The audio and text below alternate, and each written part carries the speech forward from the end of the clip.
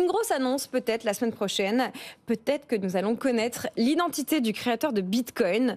Ça pourrait être révélé dans un reportage que vous avez peut-être déjà visionné.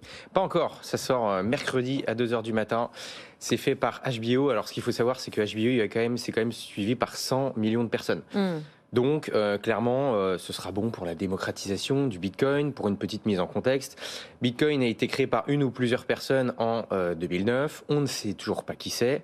HBO dit savoir qui c'est. Bon après, est-ce que ça fera foi ou pas? On ne sait pas. En tout cas, c'est sûr que ça fera beaucoup parler. Ça fait déjà beaucoup parler.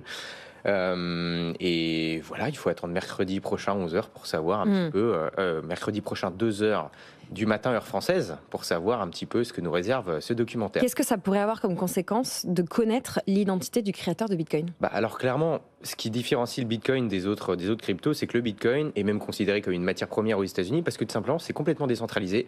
C'est un peu une sorte de bien public et officiellement il n'y a personne derrière. En tout cas, à l'instant où on se parle, on ne sait pas qui y a derrière.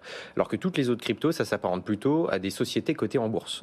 Si demain on trouve l'identité du créateur du Bitcoin, tout de suite on pourra le politiser, on pourra mettre un visage derrière.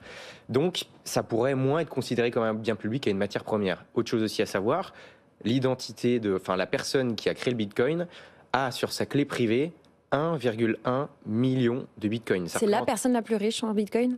Ah oui, là ça fait 67 milliards de dollars. Donc c'est une grosse baleine. Considérable. Et ça, si ces Bitcoins bougent demain, ça pourrait clairement affoler le marché. Et donc ça pourrait avoir des conséquences...